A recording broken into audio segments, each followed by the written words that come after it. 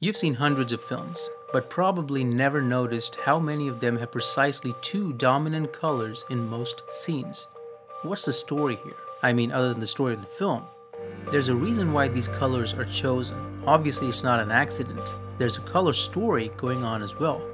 In this video, I'll show you why to shoot with two colors and how you can do it too. Let me use Ad Astra as an example, shot by the amazing cinematographer Hoyte van Hoytema, whose cinematography I've analyzed in another video.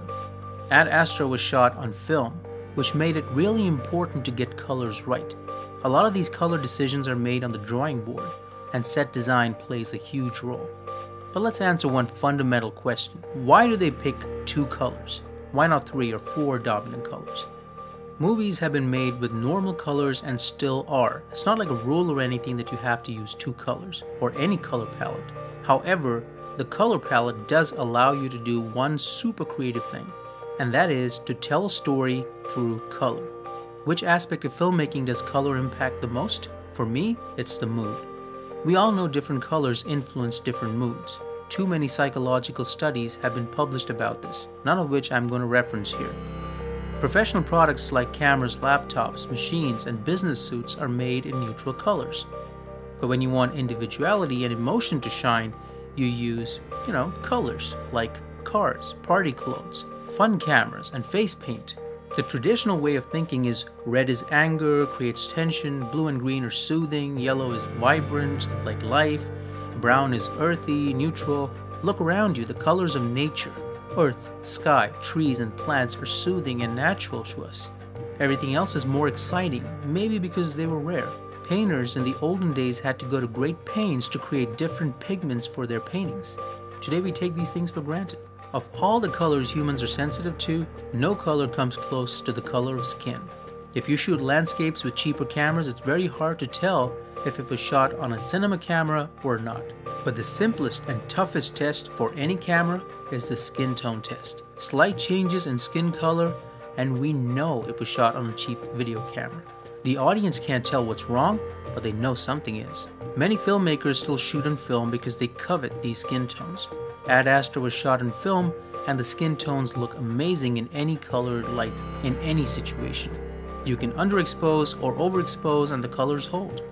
The only other camera I know of that has this kind of consistency with skin tones is the Arri Alexa camera. Whenever filmmakers pick colors, the color of skin is their first priority. Just because the wall is red doesn't mean the skin can be red. Skin must look natural, or the audience will know instantly something is off. Even on a film like Emily, with a beautiful green patina all over, skin tones look very natural for that world. Another example is The Matrix. This kind of separation can only be done consistently in production design. Production design is the art of creating sets and even worlds. The production design of films like Blade Runner and Ad Astra stand out for being unique and immersive. The trend for a lot of artistic production design is to decide on one dominant color for any set. This color is what the audience will notice. The second color is usually picked for contrast. A single color gets boring quickly. There's a lot to be said about black and white films, but the world quickly forgot about it when color came along. Color is important.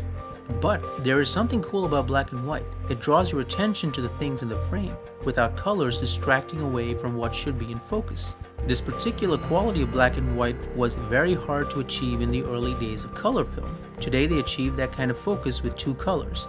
2 colors forms a sort of rich, unified look that defines the world the character is in. The production designer and cinematographer decide what objects are what colors. The costumes, the props, everything is meticulously planned so the overall objective is obtained. This kind of color coordination goes way beyond the terrible orange and teal look that Hollywood films had about a decade ago. Some films still continue that because in many ways it's a version of the 2-color look.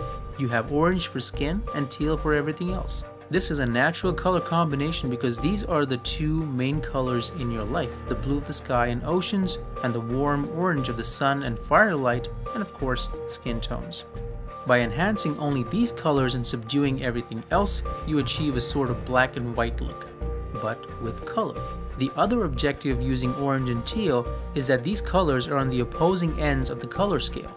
They contrast each other and separate each other. Production designers always try to find 2 colors that are in opposition or harmony to each other. They do this for every set in the film, and the production designer along with the director comes up with a plan for the entire movie, a color story. The second color adds depth and actually enhances the primary color, so it can carry the responsibility of the mood of the story at that point. Ad Astra has important sequences with strong color statements. However, the best example in recent times is Blade Runner 2049. The most important color in Blade Runner is definitely yellow. Yellow is used in subtle ways throughout the movie. Yellow is information, realization, or a place where the main protagonist K finds clues. Every time he learns something new, there's yellow, like a signpost. The HQ scenes are completely bathed in yellow. Why? It has a library and memories. In Vegas, Harrison Ford is a giant source of information, thereby yellow. The day world of Blade Runner is rust-colored, inspired by shipwrecking yards in Bangladesh and India. Even the costumes are rust-colored. The Earth is literally rusted. The night world is blue and gray, where color has no meaning except chaos. It's also an homage to the original Blade Runner. Then there's green. Green appears whenever Joy is around. Green also appears whenever you see products created by Wallace, which Joy is, artificial things. And finally there's white, the color of the answer to the story, the truth. There's a clarity to white, a tranquility. It's the answer K's searching for. Color can be used randomly. You can always shoot what you get on location, and there's a magic to that too. But when you see two-tone set designs, you can be sure the directors are using color to make a strong statement. They are using color to its full cinematic potential. If you like yellow, please hit like. If you prefer white, please subscribe. And for every other color, hit the bell you'll see on the right, or my next video will be in black and white.